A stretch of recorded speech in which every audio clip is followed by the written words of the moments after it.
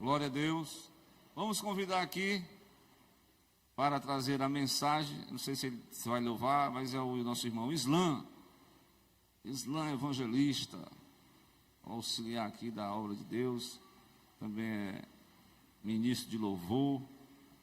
E também é o nosso líder da missão. Né? Convidar ele aqui para Deus possa abençoar ele e dar uma palavra aqui para a igreja nessa noite. Vamos lá, irmão Islam.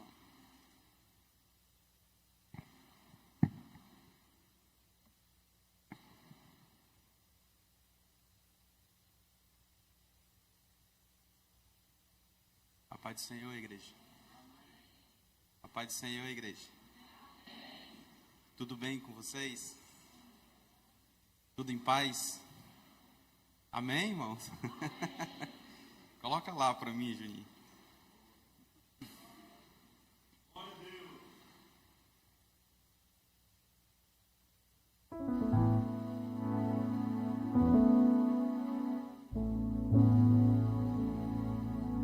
Aí lá? É lá mesmo, hein? Tem certeza?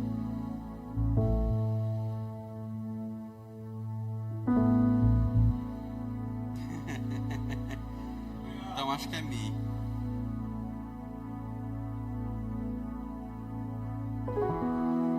É Mi, lembrei. Não há Deus maior. Não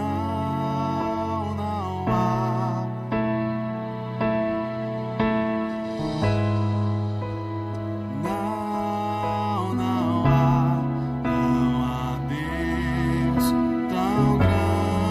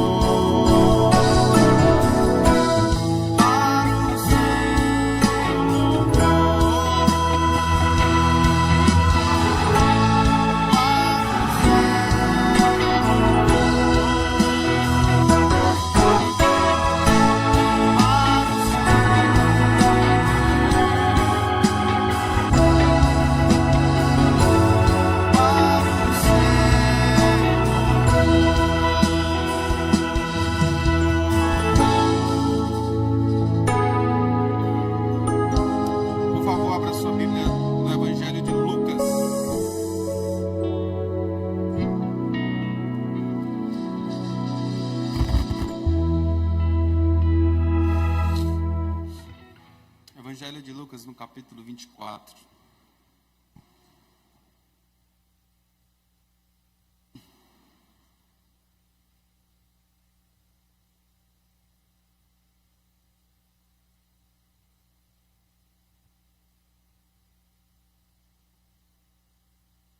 Não é muito comum estarmos aqui pregando aos domingos, né?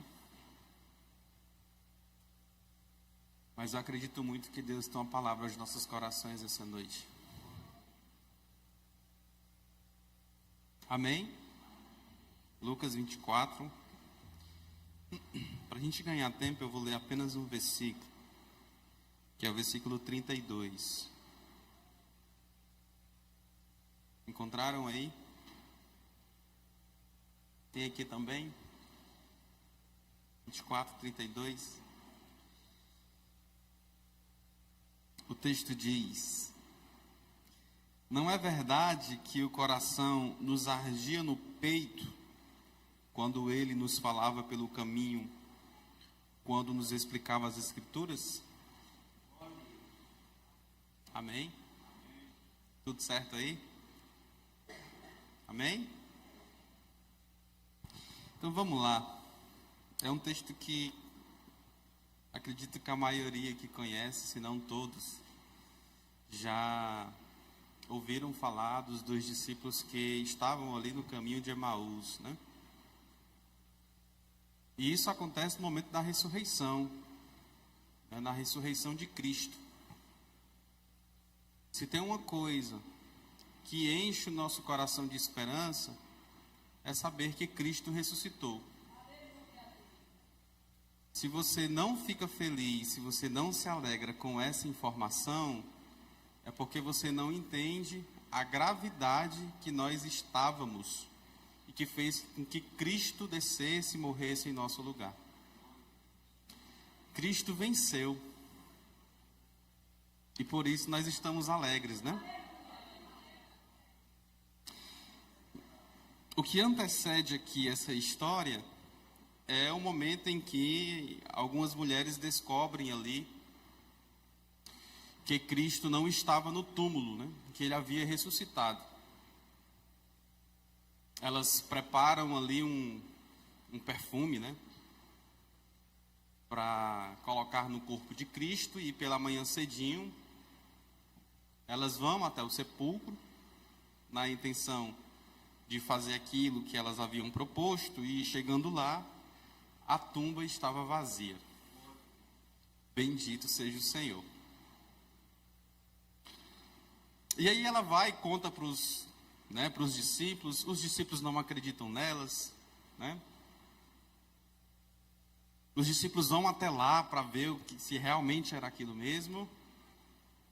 E a tumba estava vazia. Em paralelo a isso, a gente encontra essa história aqui que tem como epígrafe os discípulos no caminho de Emaús. Só que enquanto eu estava preparando esse texto, enquanto eu estava entendendo aqui o porquê, né, de algumas coisas, o que Cristo ministrou ao meu coração é que esse texto fala do caminho do desespero que os discípulos estavam enfrentando naquele momento.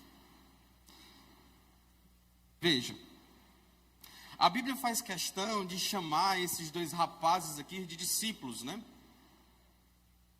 Se eles eram discípulos, logo eles tinham conhecimento da história que envolvia o Calvário. Se eles eram discípulos, eles ouviam o que Cristo dizia enquanto ele estava ali com eles, né? Se eles eram discípulos, eles haviam presenciado, talvez, quando Cristo ali foi preso, foi levado ao sinédrio, foi julgado. A Bíblia aponta ele como discípulos. A Bíblia chama eles de discípulos porque também eles parecem seguir uma orientação de Cristo, de que ele havia de ressuscitar. Eles acreditavam ali nas palavras de Cristo, de que ele haveria de ressuscitar. E provavelmente, aqui no texto, esses 2 discípulos, eles estavam em Jerusalém com o intuito de ver Cristo ressuscitando.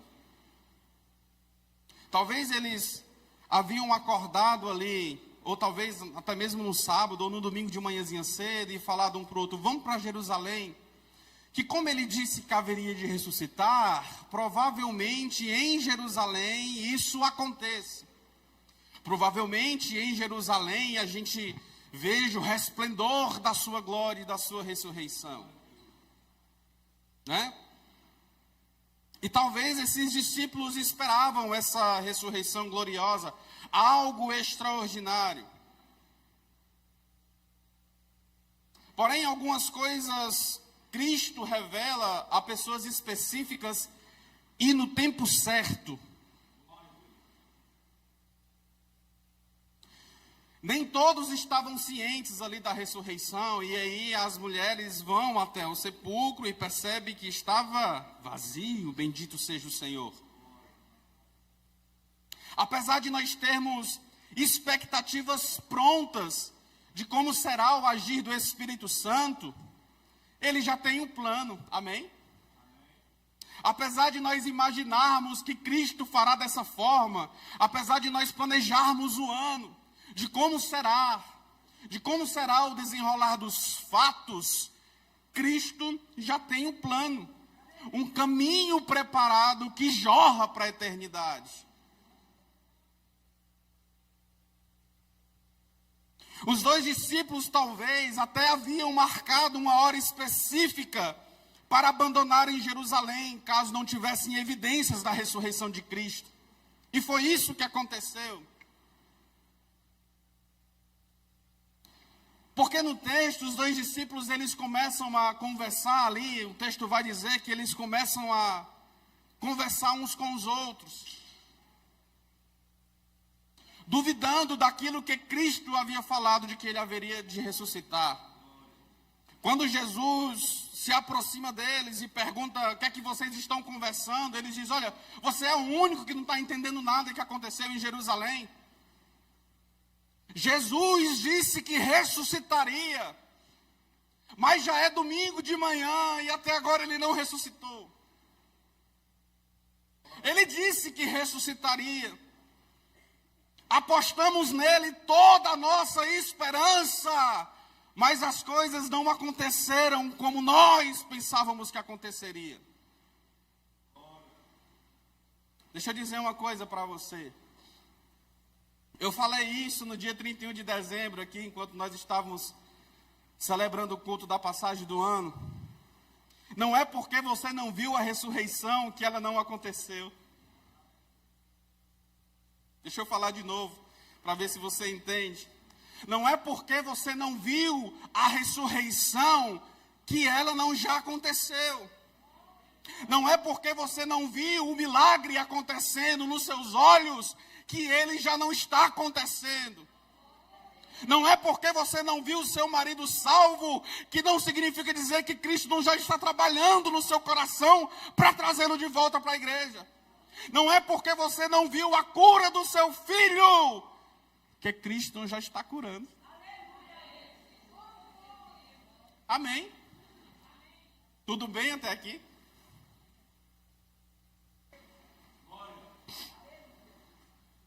E aqui a gente percebe que diante da dor e do sofrimento, se distanciar de Jerusalém é a primeira atitude, mesmo daqueles que acompanharam o mestre de perto. E aqui Jerusalém pode significar algumas coisas. Jerusalém pode significar a igreja. Talvez você conheça alguém que se distanciou da igreja simplesmente porque as coisas não aconteceram como eles queriam. Talvez você conheça alguém que saiu da igreja e você pergunta, por que saiu da igreja? Não, é porque o pastor não me deu oportunidade.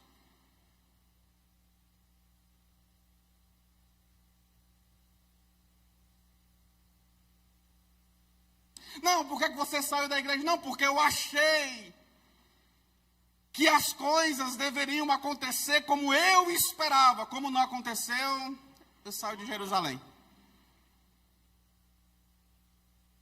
Talvez Jerusalém aqui também pode significar o lugar que Deus mandou você esperar. Deus disse para você esperar. Como as coisas não aconteceram da forma que você queria, você sai de Jerusalém. Amém? Tudo certo? Estou entendendo até aqui? Jerusalém também pode significar uma mudança de rota sem um alinhamento com o céu.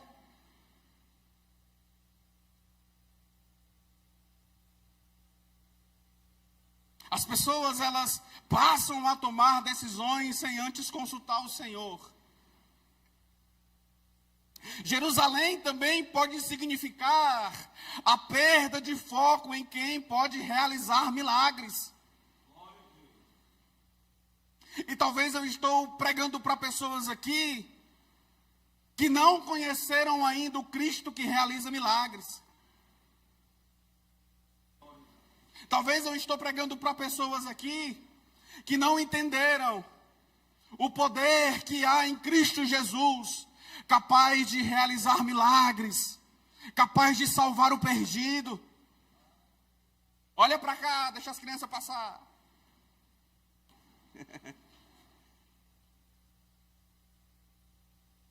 O texto fala que o que dividia o lugar da promessa e o lugar que eles haviam planejado de ir por conta própria era um caminho de 10 quilômetros, que era a distância de Jerusalém a Emaús.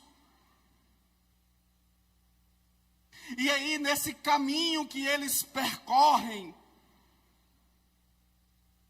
acaba se tornando um caminho de recordação. Porque na minha época, eu acordava cedinho para ir para a consagração de manhã. Né, pastor? Na minha época, eu acordava de madrugada para orar. Hoje em dia, as coisas mudaram, né, irmão? Na minha época, eu orava 3 vezes por dia. Hoje em dia, na minha época, eu lembro-me como se fosse hoje, como eu era fervoroso. Hoje em dia, não. Eu lembro quando o irmão começava a cantar o 15 da harpa, chega o coração ardia. Ó, com cego andei e perdido. O coração, você começava logo a querer chorar, porque você entendia o que é que estava acontecendo ali. E quando a irmã cantava, foi na cruz, onde um dia eu vi meu pecado castigado em Jesus. Foi ali pela fé e agora minha isso. Quando cantava esse hino, meu coração chegou a sentir um negócio diferente. Agora esse caminho de 10 quilômetros não é só um caminho de recordação, mas também é um caminho de discórdia. É um caminho de impaciência, de irritação, de mau humor, de ressentimento, porque veja, Cristo se aproxima deles e pergunta o que é que está acontecendo, né? Do que é que vocês estão discutindo pelo caminho, e eles respondem no versículo 18, será que você é o único que esteve em Jerusalém e não sabe o que aconteceu lá nesses últimos dias?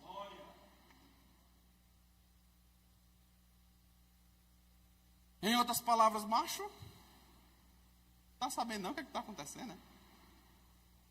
É um caminho de impaciência, de irritação. Também é um caminho de desespero. O caminho que eles percorrem também é um caminho de desespero. Porque eles dizem, olha, nós pensávamos que era ele que haveria de redimir, de salvar o povo, mas até agora não ressuscitou. E agora o que é que a gente faz? Se ele não ressuscita, o que é de nós?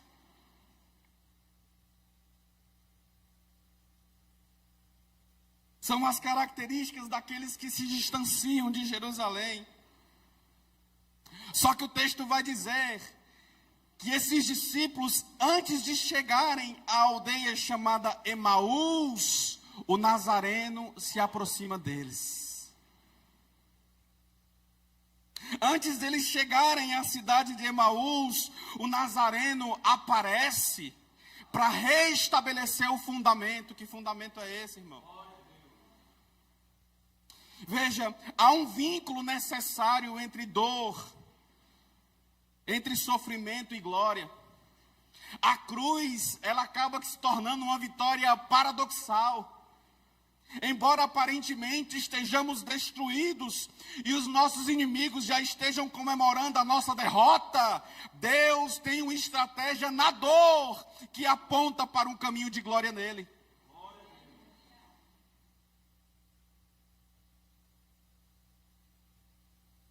Até na dor o Senhor te alcança. E talvez existam dores que vocês estejam sentindo, que nada mais é do que a estratégia de Cristo para te trazer para perto. E você não entendeu ainda.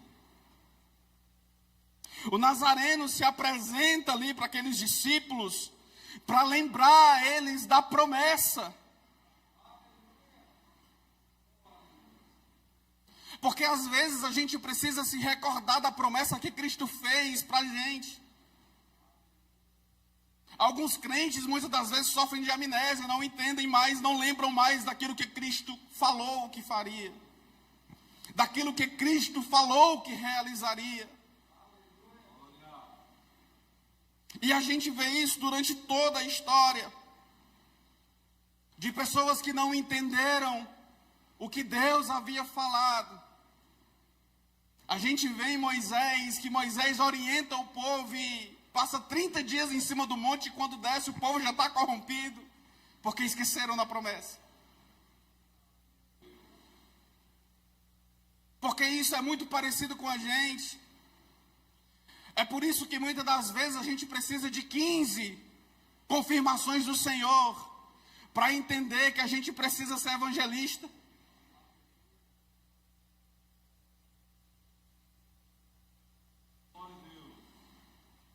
É por isso que a gente sempre precisa chegar num culto como esse e exigir que Cristo fale conosco. E não chega com um coração grato dizendo: Senhor, obrigado porque minha semana foi maravilhosa. Senhor, muito obrigado porque o Senhor me livrou da morte. O Senhor me livrou da tentação, bendito seja o Senhor. O Senhor me deu a oportunidade de mais uma vez estar aqui para te adorar, para bendizer o seu nome. Mas não, nós somos tão difíceis de entender isso, que a primeira coisa quando fazemos ao nos ajoelharmos é: Senhor, fala comigo, eu preciso ouvir tua voz.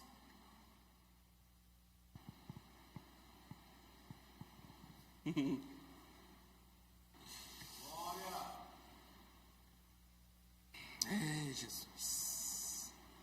A gente tem esse espírito mesmo de incredulidade. E me parece que isso acompanha todo ser humano durante toda a vida.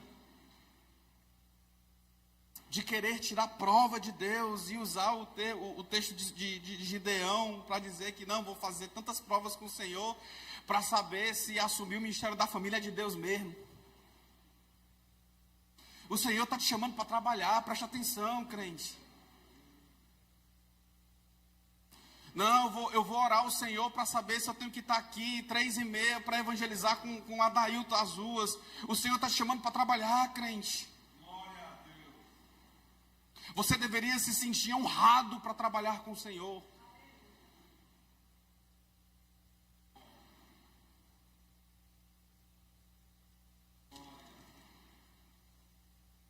Ei, Jesus.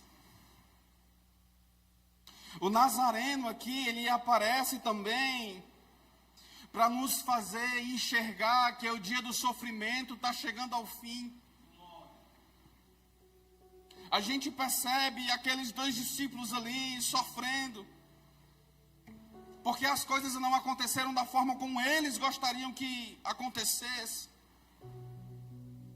Mas Cristo aparece dizendo, não é verdade que Cristo tinha de sofrer e entrar na sua glória?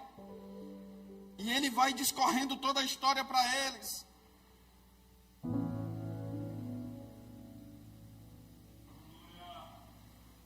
O sofrimento está chegando ao fim. Não. E eu não falo desse sofrimento que você está sentindo aqui, dessas coisas passageiras. Não estou falando desse sofrimento que você está tendo em não ter conseguido pagar as contas desse mês. Não estou falando desse sofrimento, não. Eu não estou falando do sofrimento que você está no momento por não ter o que comer em casa. Não. Eu não estou falando desse sofrimento, não. Eu estou falando de algo que aponta para a eternidade. Eu estou falando de um momento em que não haverá mais dor, não haverá mais choro, não haverá mais luta. Eu estou falando de algo que jorra para a eternidade. É por isso que Paulo vem dizendo, olha, essa nossa leve e momentânea tribulação produz em nós algo que jorra para a vida eterna. O que você está passando agora nesse momento é algo que jorra para a vida eterna. Bendito seja o Senhor por isso. O Nazareno aparece para aqueles 2 discípulos para partir o pão. Bendito seja o Senhor por isso. E aqui a gente precisa entender algumas coisas. Muitas das vezes Cristo se relaciona conosco com coisas e situações que somente quem teve intimidade com Ele consegue entender. Aleluia. 2 discípulos estavam pescando à beira-mar. E Cristo aparece para ele dizendo, vocês têm alguma coisa para comer? E eles dizem, olha, a gente passou a noite inteira pescando, a gente não pegou nada. E Cristo diz para ele, olha, vocês já tentaram jogar do outro lado? E a Bíblia vai dizer que quando eles jogam do outro lado, eles pegam tanto peixe, mas tanto peixe que as redes se rasgam. E a Bíblia fala que aqueles 2 discípulos se ajoelham aos pés do Senhor, glorificando a Deus. E Jesus diz para ele, olha, eu estou fazendo um convite para que vocês não sejam mais pescadores de peixes. Eu estou fazendo um convite para que vocês sejam pescadores de homens.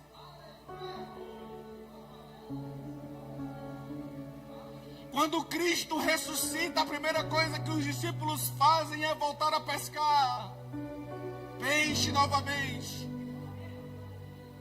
E agora, após a ressurreição, com o coração dolorido, após a ressurreição, ressentido, pescando o que comer, Jesus se apresenta mais uma vez para eles, dizendo, tem alguma coisa para comer? Aleluia! Joguem do outro lado. Aí João, ele se surpreende e diz ao Senhor, eu já ouvi essas palavras outrora. Eu já ouvi essas palavras em outro momento ao Senhor. Ele já falou comigo dessa forma, Ele, só pode ser Ele.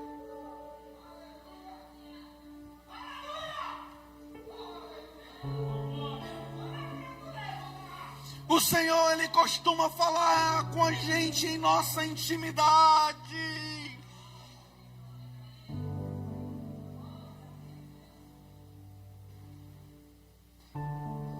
E eu lembro que eu tinha umas conversas estranhas com Deus. E eu dizia para Deus, Senhor, no dia que o Senhor for falar comigo, que o Senhor usar um profeta para falar comigo. Eu não quero que o Senhor fale comigo com coisas simples, com coisas comuns. Não. Eu queria que o Senhor falasse comigo com coisas que só eu e o Senhor entendemos em nossa intimidade. Porque eu costumava pregar e cantar em várias igrejas, e era muito comum, depois de eu ter cantado, alguém chegar e dizer: olha, eu vejo um CD na tua mão. E eu dizia assim: não, Senhor, eu não quero isso.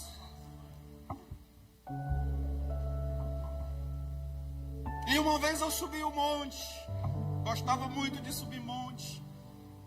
Irmão, Deus não pode falar que não pode, mas eu queria ir para o monte. Deixa eu ir para o meu monte, irmão. Não me atrapalhe, não. E no monte, uma irmã foi usada, começou a falar, e eu já esperando, né, o comum. E sempre quando era de madrugada eu acordava, eu ia orar, e eu sentia um negócio estranho dentro de casa. Eu orava na sala, eu saía do meu quarto, orava na sala porque eu dormia com meu irmão. E sempre quando eu passava na sala eu sentia uns arrepios, um negócio estranho. E eu nunca compartilhei, nunca havia compartilhado isso com ninguém. E naquela madrugada no monte, aquela irmã diz: olha, você sabe aqueles arrepios que você sente na sala da tua casa? Sou eu, Senhor, te guardando. Sou eu, Senhor, te cobrindo. Sou eu, Senhor, te abraçando. Sou eu, Senhor, cuidando de você. Querido, a gente precisa começar a falar com Deus dentro daquilo que é a área dele, que é impossibilidade.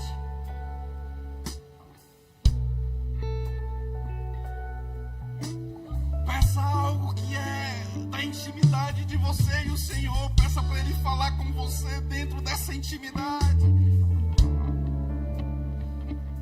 E aí Cristo aparece para partir o pão,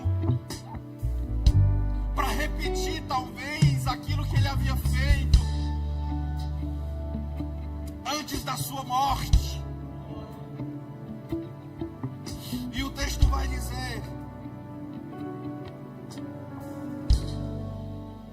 dizer que Cristo faz de conta que vai para o outro lado, e os dois discípulos fazem um convite que muda a história deles naquele momento. E essa noite eu estou pregando também um Deus que é estratégico até na forma de nos tratar. O Deus que você serve é um Deus estratégico, e você precisa estar atento a isso também.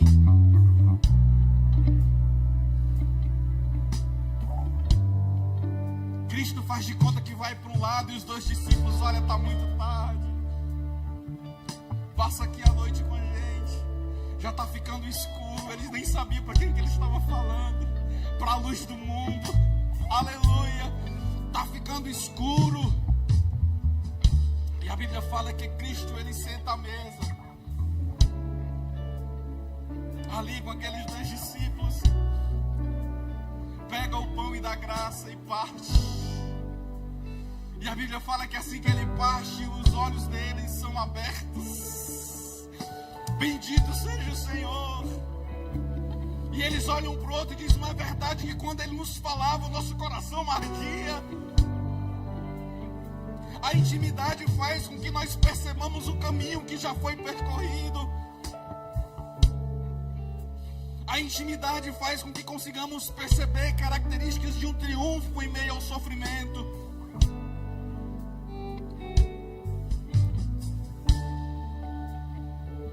Quando a gente tem intimidade com o Senhor, embora estejamos destruídos por dentro, embora estejamos esmagados com as coisas desse mundo, o Senhor fala ao nosso coração na intimidade, dizendo: calma,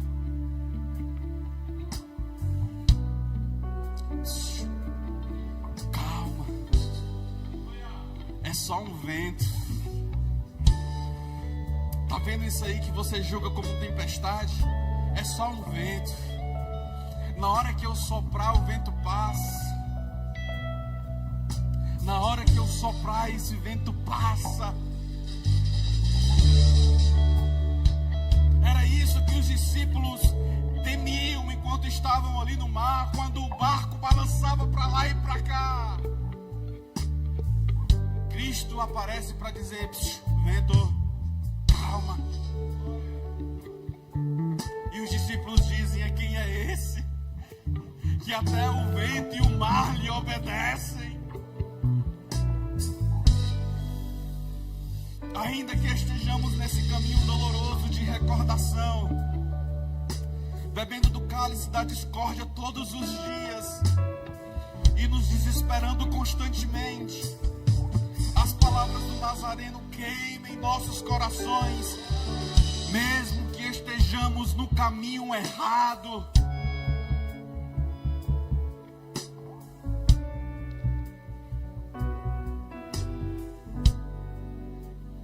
E quando isso acontece, quando Cristo fala aos nossos corações, quando Cristo nos aparece na intimidade,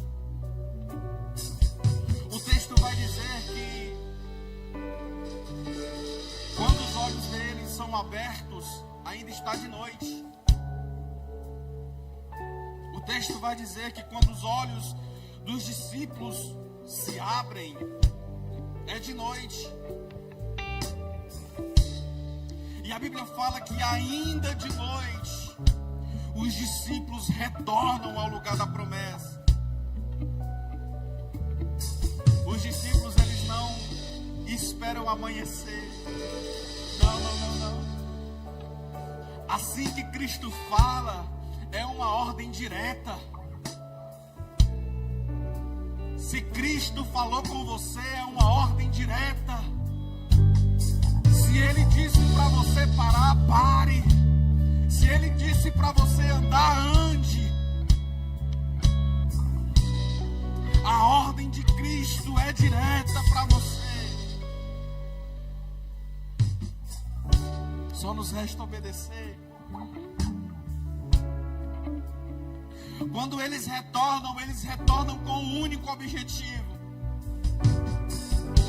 de fazer com que aqueles outros discípulos que estavam em Jerusalém, com seus corações duvidosos, possam alegrar os seus corações novamente, porque Cristo ressuscitou. Eles testificam aos outros a realidade da promessa cumprida, livrando outras pessoas que pensavam em trilhar o caminho do desespero. Cristo, Ele aparece para te colocar no lugar que Ele quer que você esteja, para que você oriente pessoas próximas a você, que estão pensando em sair da igreja,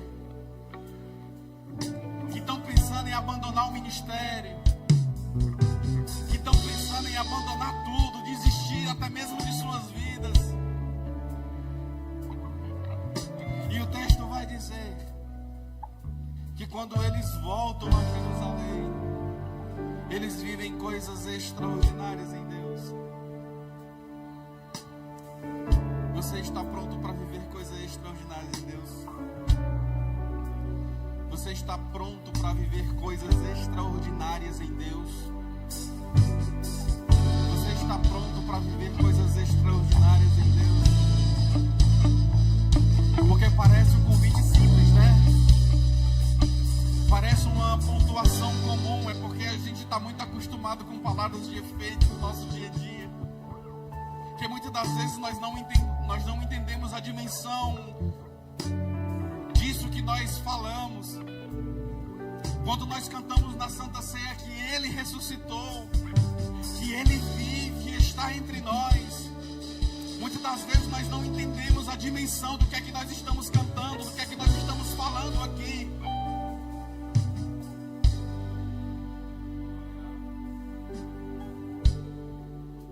Nós estávamos caminhando para o inferno e Cristo interviu, Deus interviu, enviando o seu Filho. Bendito seja o Senhor por isso. É por isso que essa noite eu pergunto para você: Você está pronto mesmo para viver coisas extraordinárias em Deus? Não sai de Jerusalém, não. Não vai para Emaús, não. Fica em Jerusalém. É em Jerusalém que a promessa será cumprida. É em Jerusalém que você verá o Senhor. É em Jerusalém que Ele vai abraçar você, vai cuidar de você. Ele entende a sua dor. Ele entende o seu sofrimento. É em Jerusalém o lugar marcado que Cristo decidiu falar com você. Não sai não, não sai não. Não sai de Jerusalém não. Fica em Jerusalém. Sim, eu sei, é difícil. Muitas vezes as coisas não acontecem da forma como nós planejamos. Mas se você acredita mesmo que depende do Senhor, calma. O Senhor já tem um plano. O Senhor já tem uma estratégia para você. O caminho já está pronto. Você não precisa se desesperar e se angustiar e viver morrendo em ansiedade por causa das coisas que acontecerá amanhã. Não, não, não, não. O caminho já está pronto. O caminho já está preparado. Você só precisa andar. Amém? Amém? Você pode ficar de pé para a gente cantar? Tá em que tom aí, Júnior?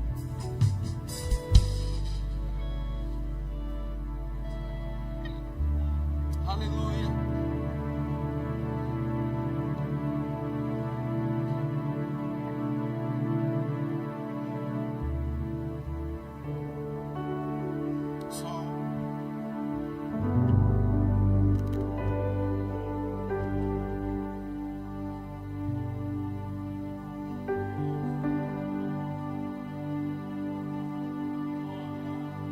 Pensando bem,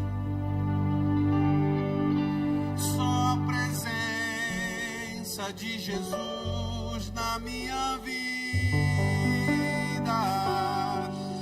justifica tantas coisas sem saída.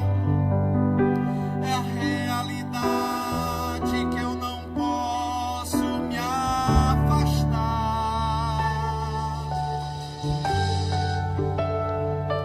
Sua presença me encoraja, me anima todo dia. Sem Jesus Cristo eu não sei o que seria.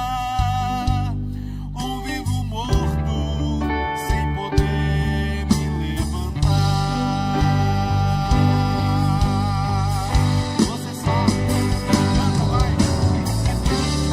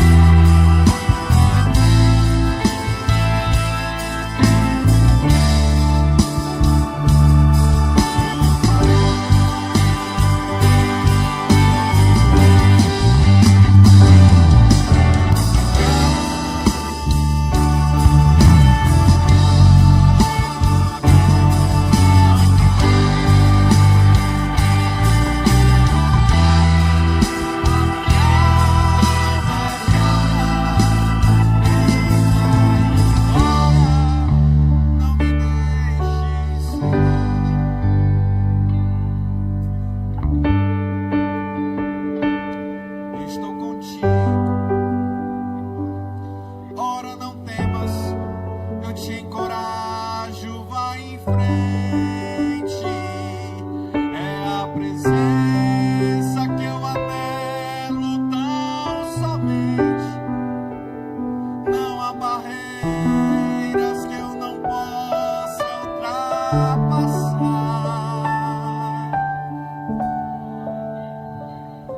Mas se estou fraco, oh, me escondas em tuas asas bem seguras. Minha agasalha no teu manto de ternura. Oh, me transporta como o vento sobre o mar. Possa dizer coração, diga para ele, vai.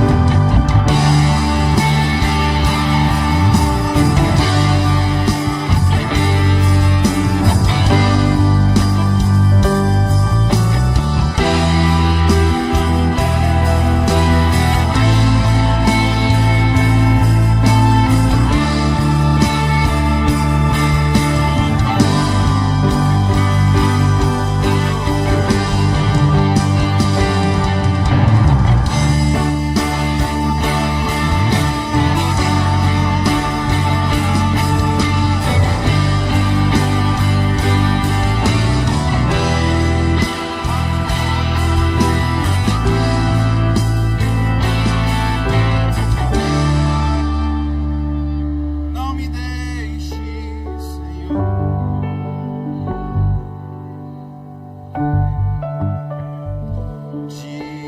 divino companheiro no caminho.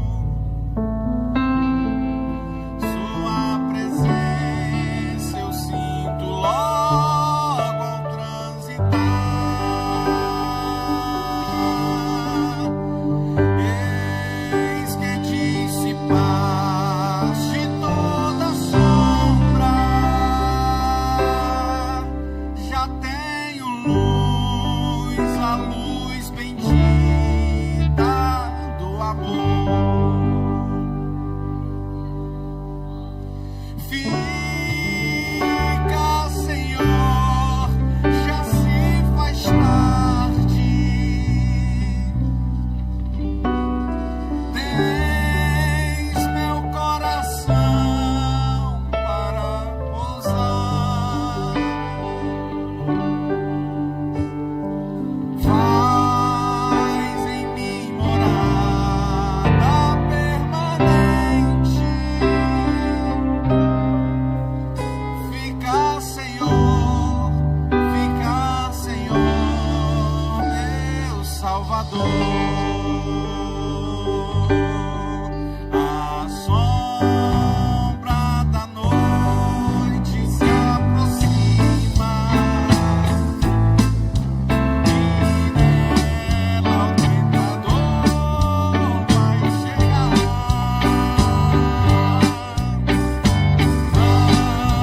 Não me deixes só no caminho. Ajuda-me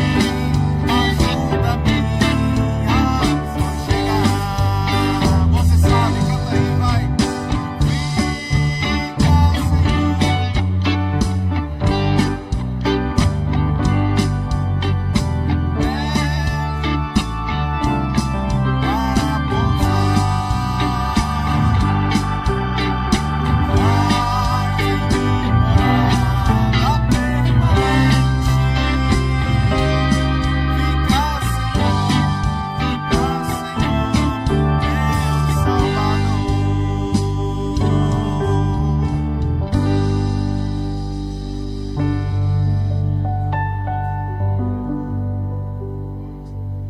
está aí a palavra para nós.